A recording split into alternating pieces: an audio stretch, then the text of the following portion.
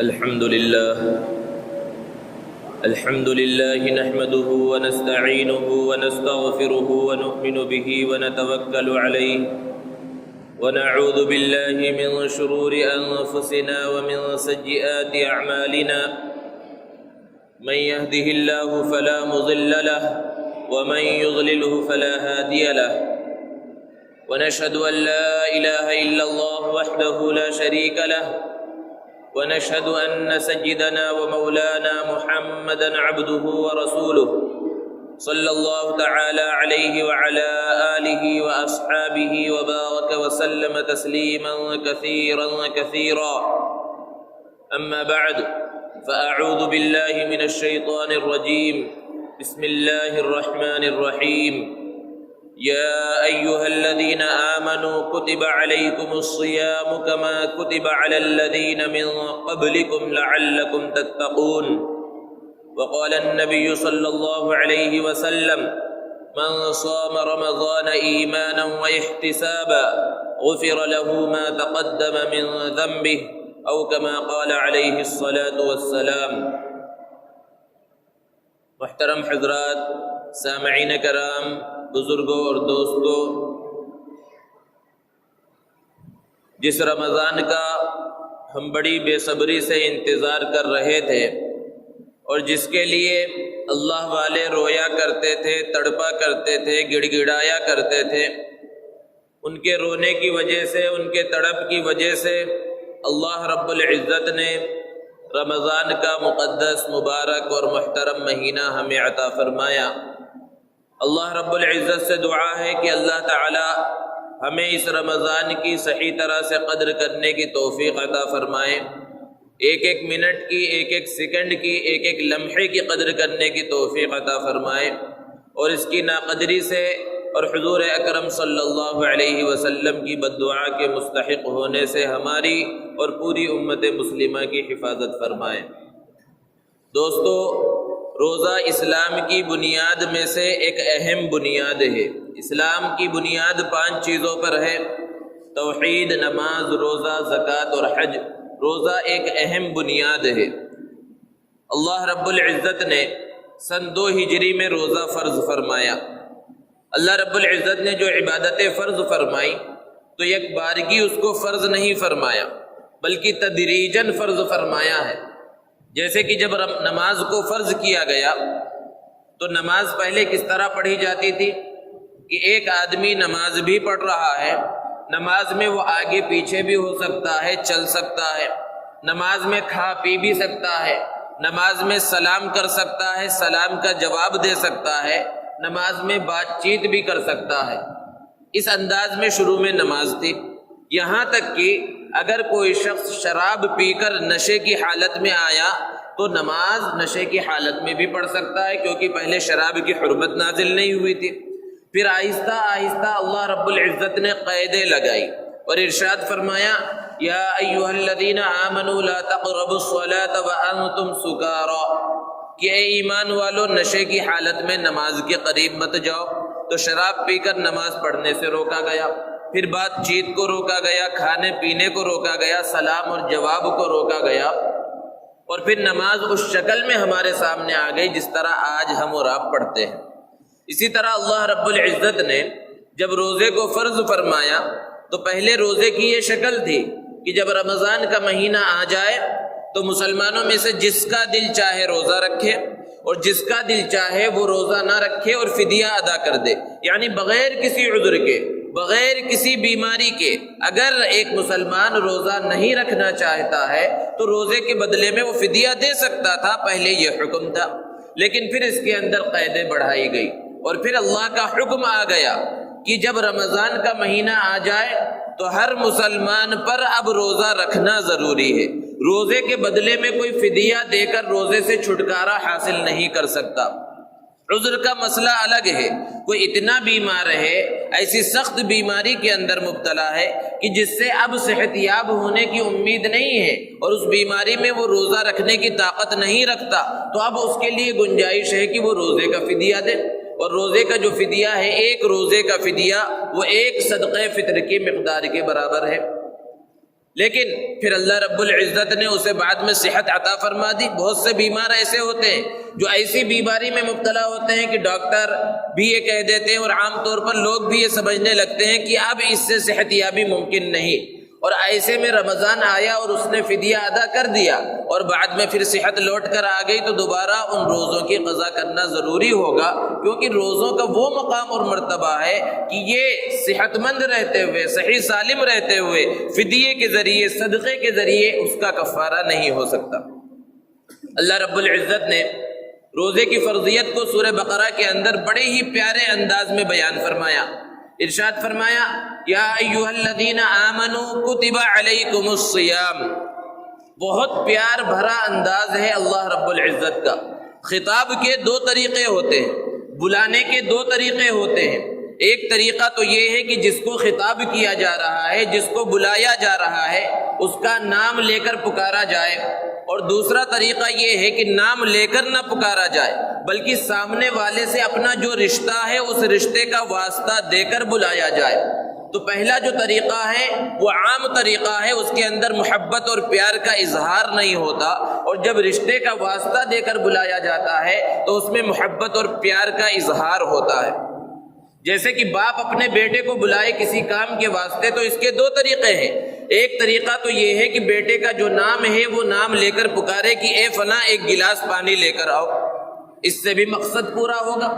اور دوسرا طریقہ یہ ہے کہ باپ اپنے بیٹے کا نام نہ لے بلکہ پیار بھرے انداز میں کہے کہ اے میرے بیٹے ایک گلاس پانی لاؤ۔ دونوں میں اس کا مقصد پورا ہو رہا ہے، دونوں میں کام ہو جائے گا، دونوں میں اسے ایک گلاس پانی مل جائے گا۔ لیکن پہلا جو انداز ہے اس میں کوئی محبت نہیں ہے، کوئی پیار نہیں ہے، لیکن جو دوسرا انداز ہے کہ بیٹے ایک گلاس پانی لاؤ، اس کے اندر بیٹے سے جو رشتہ ہے اس رشتے کو بیان کیا گیا ہے، تو یہ بڑا پیار بھرا انداز ہے۔ اس سے محبت کا اظہار ہوتا ہے، پیار کا اظہار ہوتا ہے۔ اللہ رب العزت اگر چاہتے تو بندوں کو سخت انداز میں حکم دے دیتے کہ رمضان کا مہینہ آ رہا ہے، رمضان میں روزہ رکھنا فرض ہے۔ اب کسی کی ہمت نہیں تھی، کسی کی مجال نہیں تھی کہ وہ اللہ رب العزت کے سامنے چوں چرا کر سکے، کوئی سوال کر سکے، سوال اٹھا سکے کہ آخر اے اللہ تجھے بندوں کو بھوکا پیاسا رکھ کر کیا ملنے والا ہے؟ یہ بندے بھوکے رہیں گے، پیاسے رہیں گے، اس سے تجھے کیا ملنے والا ہے؟ کسی کی ہمت اور مجال نہیں تھی کہ وہ اللہ رب العزت سے اس طرح کا سوال کرے۔ دوستو، اللہ رب العزت نے جو عبادتیں متعین فرمائیں، جو احکامات متعین فرمائے، ہر عبادت میں، ہر حکم کے اندر بے شمار حکمتیں ہیں، لیکن ایسا ہو سکتا ہے کہ ہماری کم عقلی کی وجہ سے، ہماری کم فہمی کی وجہ سے کسی حکم کی، کسی عبادت کی حکمت اور مصلحت ہمارے ذہنوں کے اندر نہ آئے، حالانکہ اس کے اندر بہت ساری حکمتیں ہو سکتی ہیں، بہت ساری مصلحتیں اس میں پوشیدہ ہو سکتی ہیں، لیکن ہماری کم عقلی کی وجہ سے ہمیں وہ سمجھ میں نہیں آ رہی ہے، تو پھر مسلمان کی یہ شان نہیں ہے کہ وہ اس حکم کو چھوڑ دے، وہ اس عبادت کو چھوڑ دے کہ جب مجھے اس کی حکمت پتہ چلے گی اور جب اس کے اندر جو مصلحت پوشیدہ ہے وہ مصلحت کا مجھے علم ہوگا تب میں یہ حکم پورا کروں گا۔ یہ مسلمان کی شان نہیں، ایک بندے کی شان نہیں ہے۔ اللہ رب العزت نے جب حکم دے دیا، نبی کا فرمان آ گیا، تو عبدیت کی شان تو یہ ہے، بندہ ہونے کی شان تو یہ ہے کہ وہ حکم ہمارے سمجھ میں آئے یا نہ آئے، اس کی حکمت کا ہمیں پتہ چلے یا نہ چلے، اب ہمیں اس حکم کو بجا لانا ہے۔ روزے کے اندر بے شمار حکمتیں پوشیدہ ہیں، بہت سی وہ حکمتیں ہیں جو ہماری ذہن کے اندر، ہمارے سمجھ کے اندر آ بھی جاتی ہیں، اور کچھ وہ حکمتیں ہو سکتی ہیں جو ہو سکتا ہے ہمارے ذہن کے اندر نہ آئیں۔ تو بہرحال اللہ رب العزت نے بڑے پیارے انداز میں بندوں کو مخاطب کیا، اور بندوں کے ساتھ اللہ کا جو رشتہ ہے، خصوصاً ایمان والوں کے ساتھ، اس رشتے کا واسطہ دیا اور کہا یا ایھا الذین آمنوا، کہ اے وہ لوگوں جو ایمان لائے ہو۔ سب سے بڑا رشتہ بندوں کا اللہ رب العزت کے ساتھ وہ ایمان کا رشتہ ہے، تو ایمان کا واسطہ دے کر کہا کہ اے ایمان والو، اے وہ لوگوں جو ایمان لائے ہو، اے حسن ازل سے پیمان وفا باندھنے والو، اے میرے محبوب کی یکتائی کا کلمہ پڑھنے والو، اگر تم اپنے اس دعوے میں سچے ہو کہ تمہیں مجھ سے محبت ہے، میرے محبوب سے محبت ہے، تو تمہیں ایک کام کرنا پڑے گا، اور وہ کام کیا ہے کہ رمضان کا مہینہ جب آ جائے تو اس مہینے کے اندر دن کے اوقات میں تمہیں کھانے پینے سے اور جائز خواہشات سے رکنا پڑے گا۔ یہ حکم تم پورا کرو گے تو یہ سمجھا جائے گا کہ تمہیں اللہ سے محبت ہے، تمہیں نبی کریم صلی اللہ علیہ وسلم سے محبت ہے۔ اور ایسا نہیں ہے کہ تم اس کام کو انجام دو گے، تم بھوکے اور پیاسے رہو گے تو تمہیں کچھ ملنے والا نہیں ہے، اور یہ کوئی بہت بڑا مشکل کام ہے۔ اللہ رب العزت نے فرمایا کما کتب علی الذین من قبلکم، کہ روزہ کوئی ایسی چیز نہیں ہے جس کا حکم تمہیں پہلی بار دیا جا رہا ہے، بلکہ پہلے کی قوموں اور پہلے کی امتوں میں بھی روزے کو فرض کیا گیا۔ اور اللہ رب العزت نے اس بات کو اس آیت کریمہ میں کیوں بیان کیا؟ وجہ اس کی یہ ہے کہ جب کسی کام کے بارے میں یہ معلوم ہو جائے کہ یہ کام پہلے بھی ہو چکا ہے، اس کام کو پہلے کے لوگوں نے بھی انجام دیا ہے، تو اس کا کرنا آسان ہو جاتا ہے کہ یہ کام تو پہلے سے چلا آ رہا ہے۔ کوئی ایسا کام جو پہلی بار انجام دیا جا رہا ہو تو اس کا کرنا مشکل ہوتا ہے۔ جب ایک چیز کا نمونہ آ گیا، کوئی چیز بن کر آ گئی، کسی چیز کا ماڈل تیار ہو گیا، تو اس کو دوبارہ کمپنیوں میں بنانا آسان ہوتا ہے، پہلی مرتبہ بنانا مشکل ہوتا ہے۔ اسی وجہ سے اللہ رب العزت نے فرمایا کہ یہ روزہ پہلی امتوں پر بھی فرض کیا گیا ہے، پہلے کے لوگ بھی رکھتے ہوئے آ رہے ہیں، اس لیے یہ کوئی مشکل نہیں ہے۔ اور اس کا مقام کیا ہے، اس کا مرتبہ کیا ہے، اس پر بدلہ تمہیں کیا ملے گا؟ بہت بڑا بدلہ ہے، لیکن اس بدلے کا ایک وقت متعین ہے۔ فوراً جو بدلہ ملے گا وہ روزے کے انوارات ہیں، روزے کے برکات ہیں کہ صحیح انداز میں انسان روزہ رکھے گا تو اس کی زندگی پر اس کے اثرات کا، رمضان کے برکات کا ظہور ہوگا۔ لیکن اصل جو بدلہ ملنے والا ہے اس کا ایک وقت متعین ہے، اس وقت کا انتظار کرنا ہے۔ دنیا کے اندر بھی بدلہ لینے کے واسطے، اجر لینے کے واسطے وقت کا انتظار کیا جاتا ہے۔ ایک آدمی جو ملازمت کرتا ہے، صبح سویرے وہ تیار ہو کر اپنے گھر سے نکلتا ہے، اپنی گاڑی اس نے نکالی اور اپنے پیسے سے اس نے پیٹرول ڈلایا اور پھر کام کرنے کے واسطے کام کی جگہ پر پہنچا، اور دن بھر یا جتنا وقت ہے 8 گھنٹے 10 گھنٹے 12 گھنٹے اس نے محنت سے کام کیا، اور جب شام ہوئی وہاں سے کوئی پیسہ نہیں ملا، پھر اس نے اپنی گاڑی کو اسٹارٹ کیا اور پھر اپنے پیسے کا پیٹرول ڈلایا اور اپنے گھر آ گیا۔ بہت سے لوگ وہ ہیں جن کی ڈیوٹیاں رات میں ہوتی ہیں، اپنی رات کی نیند کو قربان کر کے وہ رات میں ملازمت کے واسطے اپنے مقام پر پہنچتے ہیں اور رات بھر کام کرتے ہیں، محنت کرتے ہیں، مشقت کرتے ہیں اور پھر خالی ہاتھ واپس آ جاتے ہیں۔ اب اگر کوئی ان سے یہ کہے کہ تم کتنے بڑے بے وقوف ہو کہ اپنے پیسے کا پیٹرول ڈلا کر، اپنے پیسے سے بس کا کرایہ جو ہے لے کر، بس کے ٹکٹ خرید کر تم جا رہے ہو، دن بھر اور رات بھر محنت کر رہے ہو اور پھر خالی ہاتھ واپس آ جا رہے ہو، تم تو بڑے بے وقوف ہو، تو وہ شخص یہ کہے گا میں بے وقوف نہیں ہوں، میں بہت عقل مند ہوں، کیونکہ یہ جو میں محنت کر رہا ہوں، یہ جو اپنے پیسے کا پیٹرول ڈلا رہا ہوں، ٹکٹ خرید رہا ہوں اور محنت مشقت کر کے اپنی زندگی گزار رہا ہوں، مجھے معلوم ہے اس کا بدلہ ایک دن ملنے والا ہے۔ اس کی ایک تاریخ متعین ہے، اور وہ تاریخ ہے ایک تاریخ، کہ جب ایک تاریخ آئے گی تو یہ ایک مہینے میں نے جو چکر لگایا ہے، جو میں نے محنت مشقت برداشت کیا دن میں اور رات کے اندر، تو اس کی اجرت مجھے مل جائے گی، اس کا بدلہ مجھے مل جائے گا، اس کی تنخواہ مجھے مل جائے گی۔ تو اس کا ایک وقت متعین ہے۔ بالکل اسی طرح اللہ رب العزت نے جب یہ حکم دیا کہ دن میں تمہیں بھوکا رہنا ہے، پیاسا رہنا ہے، اپنی خواہشات سے رکنا ہے، تو اس کا بدلہ بہت بڑا ہے۔ کتنا بڑا ہے؟ اللہ رب العزت نے خود بیان فرمایا ہے کہ روزہ تو میرے واسطے ہے، میں خود اس کا بدلہ دوں گا۔ اس بدلے کا وقت متعین ہے، اور وہ وقت ہے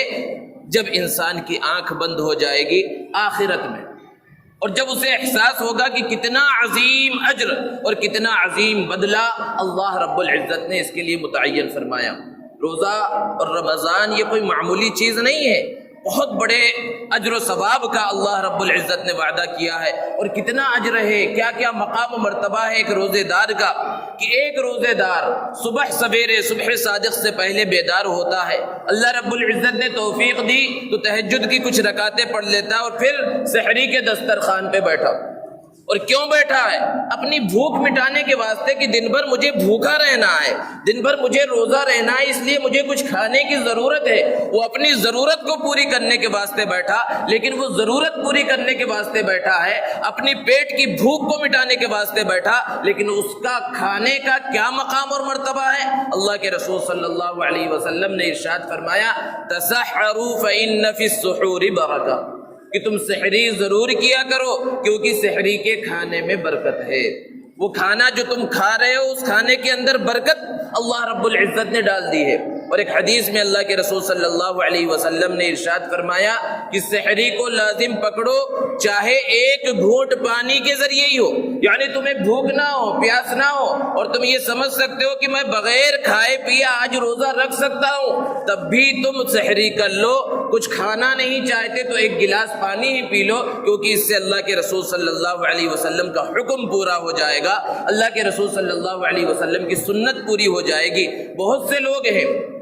جو رات میں انہوں نے تراویح ادا کی اور رات میں دوسرے کاموں میں یا عبادتوں میں مشغول رہے اور رات کا بہت سارا حصہ گزر گیا، تو سونے سے پہلے ہی انہوں نے کچھ کھا پی لیا کہ اب ڈائریکٹ فجر کی نماز میں ہم اٹھیں گے، تو اس سے سحری کا جو ثواب ہے اور اس کی جو برکت ہے، اس کے جو انوارات ہیں وہ حاصل نہیں ہوں گے، اور یہ خلاف سنت بھی ہے۔ بہتر طریقہ یہی ہے کہ آخری وقت میں انسان اٹھے اور اس وقت سحری کرے۔ اب اس نے سحری کر لیا،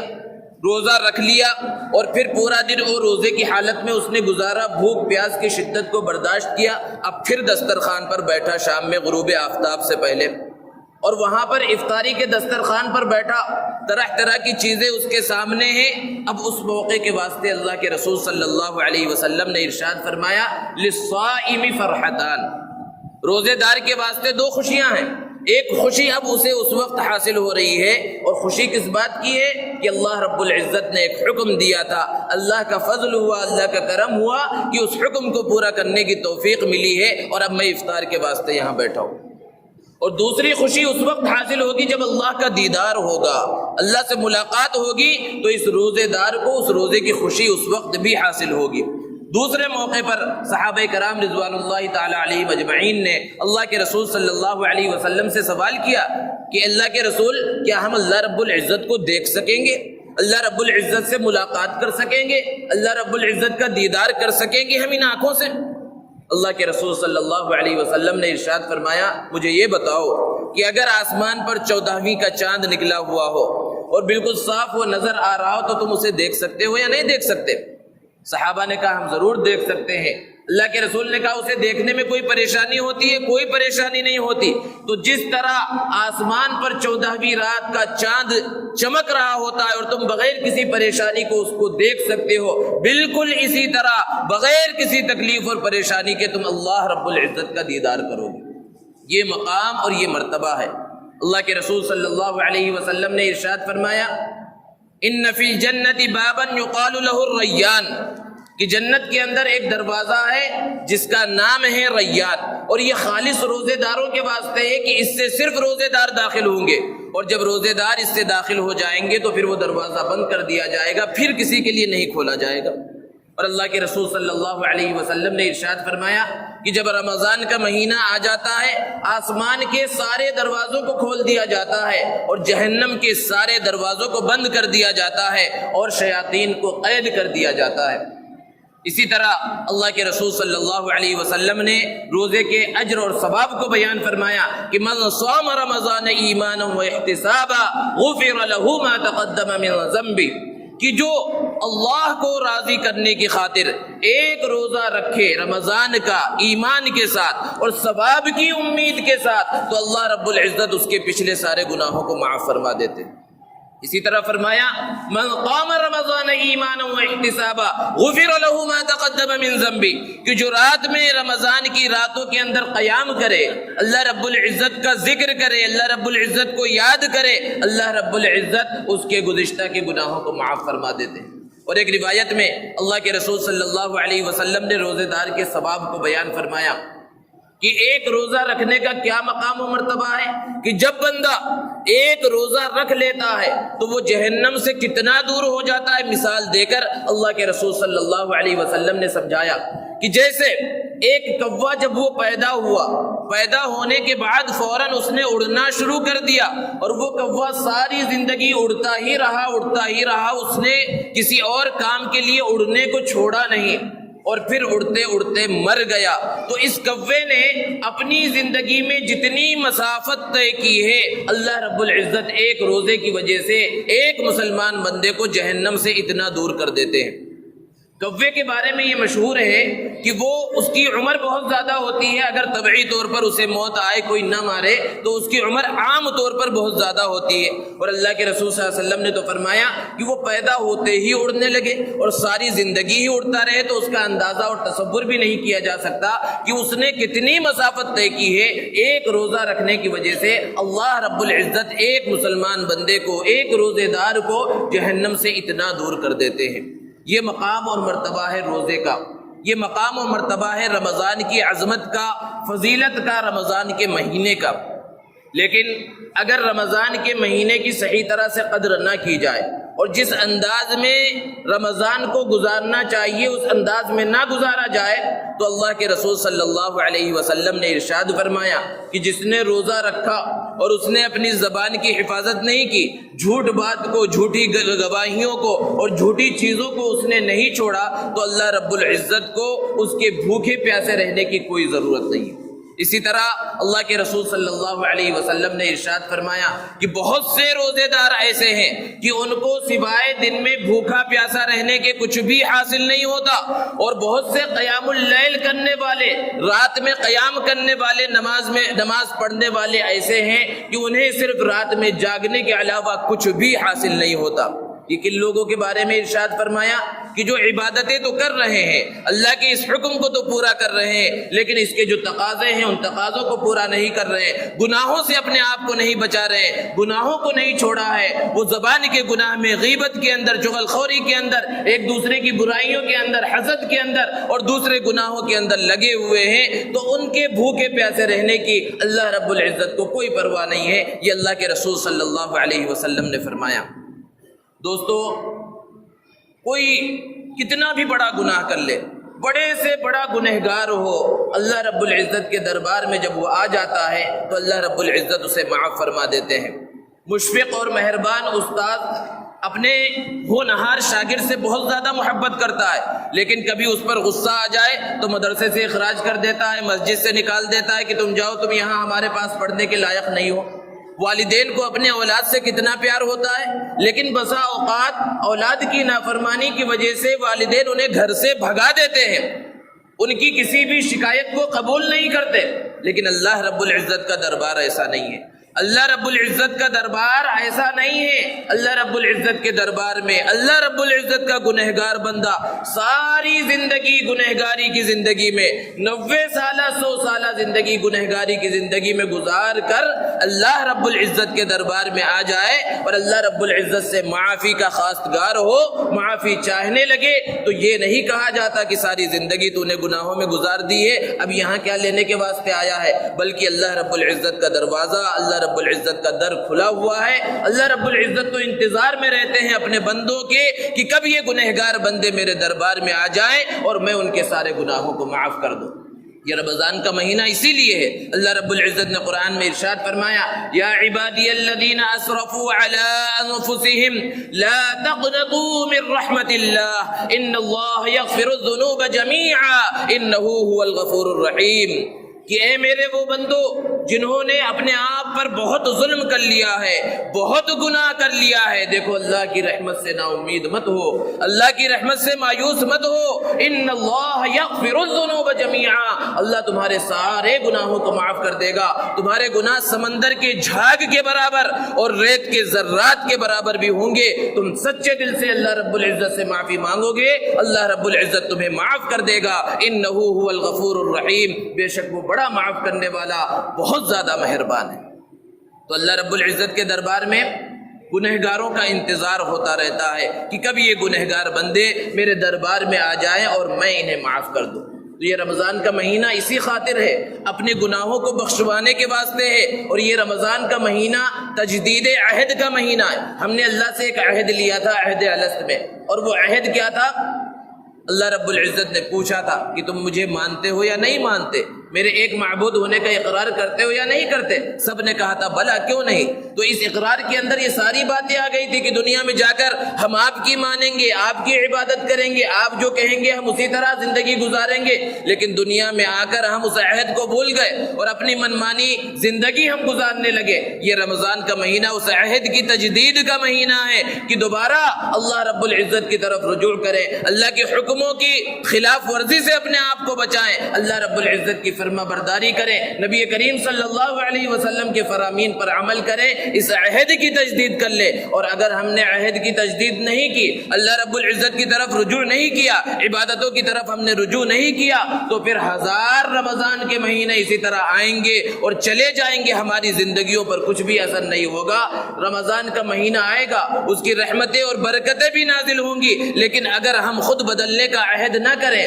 خود اپنی زندگی کو تبدیل کرنے کا عہد نہ کریں، تو رمضان کی برکتیں اور رحمتیں نظر آئیں گی آنکھوں سے۔ رمضان کے اندر افطار پارٹیاں ہوں گی، افطار کے پیکٹس تقسیم ہوں گے، زکوٰۃ کی رقمیں ادھر ادھر تقسیم کی جائیں گی، اور سب بہت کچھ ہوگا، لیکن ہماری زندگیوں میں تبدیلی نہیں آئے گی، کیونکہ تبدیلی اس وقت آئے گی جب خود ہم تبدیل ہونے کا ارادہ کر لیں، عہد کر لیں۔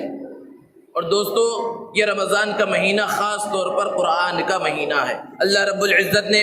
جہاں روزے کی فرضیت کو بیان فرمایا تو آگے ارشاد فرمایا شہر رمضان الذی انزل فیہ القرآن، کہ رمضان کا مہینہ وہ مقدس مہینہ ہے، وہ مبارک مہینہ ہے جس میں اللہ رب العزت نے قرآن مجید کو نازل فرمایا۔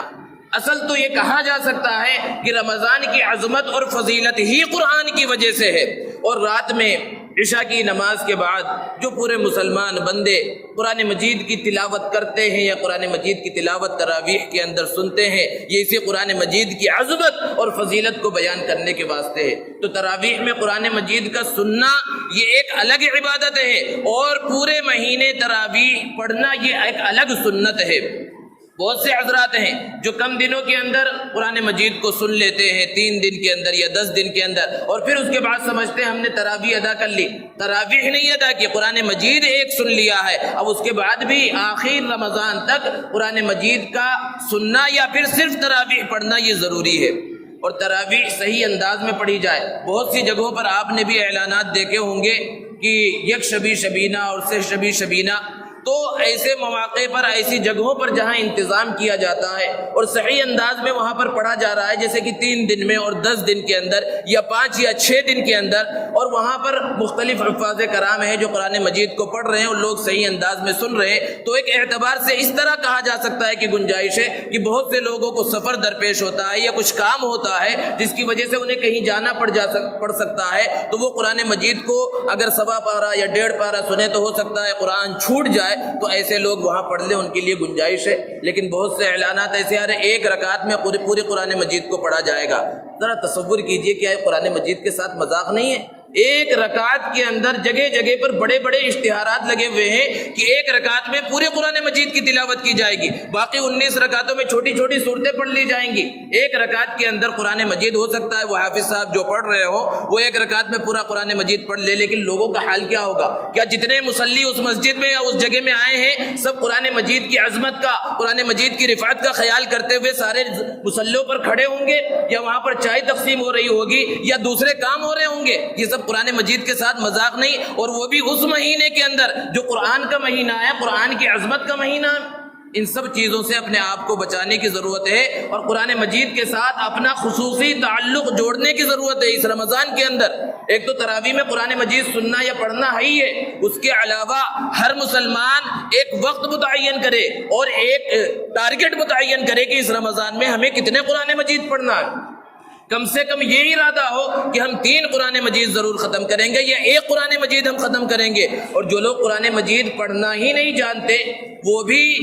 اس رمضان کے اندر پختہ ارادہ کر لے، عمر کتنی بھی ہو جائے، 80 سال 90 سال ہو جائے، انسان طالب علم ہے موت تک، علم کا سیکھنے والا ہے۔ علم کو سیکھنے میں، قرآن مجید کو سیکھنے کے اندر ذرہ برابر شرم کی ضرورت نہیں ہے۔ بہت سی مثالیں ہیں جن کے بیان کا موقع نہیں ہے کہ بڑی عمر میں لوگوں نے قرآن مجید کو پڑھنا سیکھا۔ تو قرآن مجید اگر پڑھنا نہیں آتا ہے تو اس رمضان میں قرآن مجید کے سیکھنے کا آغاز کر لیں، یہ قرآن مجید کے ساتھ ہمارے تعلق کا ثبوت ہوگا۔ تو قرآن مجید کے ساتھ اپنا تعلق جوڑنا ہے، اور خاص تعلق قرآن مجید کے ساتھ جوڑا جائے، کیونکہ قرآن مجید کے بارے میں اور روزے کے بارے میں اللہ کے رسول صلی اللہ علیہ وسلم نے ارشاد فرمایا کہ روزہ اور قرآن مجید قیامت کے دن سفارش کریں گے۔ روزہ تو یہ کہے گا کہ میری وجہ سے یہ بھوکا پیاسا رہا، اور قرآن مجید اس انداز میں سفارش کرے گا کہ مجھ کو پڑھنے کے واسطے، مجھ کو تلاوت کرنے کے واسطے اس نے اپنی نیندوں کو قربان کیا ہے۔ لیکن اگر قرآن مجید کے حق کو ادا نہ کیا جائے، قرآن مجید کا جو حق ہے اس کو پورا نہ کیا جائے، تو بڑی سخت وعیدیں ہیں۔ اللہ کے رسول صلی اللہ علیہ وسلم پر قرآن مجید کی آیت نازل ہوئی، وقال الرسول یا رب ان قوم اتخذوا هذا القرآن مہجورا۔ نبی کریم صلی اللہ علیہ وسلم شکایت کریں گے اپنی امت کے بارے میں کہ میری اس امت نے قرآن مجید کو چھوڑ دیا تھا۔ نبی کی زبان سے شکایت ہو اور قرآن مجید کے بارے میں شکایت ہو تو اللہ رب العزت اس شکایت کو قبول فرمائیں گے یا نہیں فرمائیں گے؟ تو قرآن مجید کے ساتھ اپنا تعلق جوڑنا ہے، اور عبادتوں کے اندر اضافہ کرنا ہے۔ اس رمضان کے اندر دعاؤں کے اندر اضافہ کرنا ہے، اللہ رب العزت کو منانا ہے، استغفار کثرت سے کرنا ہے، اللہ رب العزت سے معافی کی درخواست کرنا ہے، کیونکہ اگر رمضان کے مہینے میں بھی معافی نہیں ہوئی تو پھر وہ انسان سب سے بڑا بدبخت ہے۔ اللہ کے رسول صلی اللہ علیہ وسلم کی مشہور حدیث مبارکہ ہے، بارہا سنتے ہیں کہ اللہ کے رسول صلی اللہ علیہ وسلم نے ممبر پر جب قدم رکھا تو تینوں زینوں کے اوپر آپ نے آمین کہا۔ صحابہ نے پوچھا اللہ کے رسول، ہم نے آپ کو پہلے ایسا عمل کرتے ہوئے نہیں دیکھا جو عمل آج آپ نے کیا ہے، آپ نے ممبر کے زینوں پر آمین کہا، تو کیوں آمین کہا؟ اللہ کے رسول صلی اللہ علیہ وسلم نے ارشاد فرمایا کہ بات دراصل یہ ہے کہ حضرت جبرائیل علیہ السلام اس وقت میرے پاس آئے تھے اور انہوں نے 3 بد دعائیں کی، میں نے ان بد دعاؤں پر آمین کہا۔ جب میں نے پہلے زینے پر قدم رکھا تو حضرت جبرائیل علیہ السلام نے یہ بد دعا کی کہ ہلاک اور برباد ہو جائے وہ شخص جو اپنے والدین کو بڑھاپے کی عمر میں پائے اور ان کی خدمت کر کے ان کے ساتھ حسن سلوک کر کے اپنے آپ کو جنت کا مستحق نہ بنا لے، وہ شخص ہلاک اور برباد ہو جائے۔ میں نے اس پر آمین کہا۔ پھر دوسرے زینے پر میں نے قدم رکھا تو حضرت جبرائیل علیہ السلام نے یہ بد دعا کی کہ ہلاک اور برباد ہو جائے، تباہ ہو جائے وہ شخص جس کے سامنے میرا ذکر خیر ہو اور وہ مجھ پر درود نہ بھیجے، تو میں نے اس کے اوپر آمین کہا۔ اور جب میں نے تیسرے زینے کے اوپر قدم رکھا تو پھر حضرت جبرائیل علیہ السلام نے اور ایک بد دعا کی کہ ہلاک اور برباد ہو جائے، تباہ ہو جائے وہ شخص جس کے پاس رمضان کا مقدس مہینہ آئے اور وہ اس مہینے کو صحیح انداز میں استعمال کر کے اپنی مغفرت کا سامان نہ کر لے، وہ شخص تباہ و برباد ہو جائے۔ میں نے اس پر آمین کہا۔ ذرا تصور کیجئے اس بد دعا کی قبولیت میں کوئی شک ہے؟ بد دعا کرنے والے سید الملائکہ، اس بد دعا پر آمین کہنے والے امام الانبیاء سید المرسلین، بد دعا کی جا رہی ہے مسجد نبوی کے ممبر پر اور رسول صلی اللہ علیہ وسلم وہاں موجود ہیں۔ اس بد دعا کی قبولیت میں بھی کوئی شک ہے؟ تو اللہ کے رسول صلی اللہ علیہ وسلم کی اس بد دعا کے مستحق ہونے سے بچانا ہماری اور سب کی ذمہ داری ہے۔ اگر ہم نے رمضان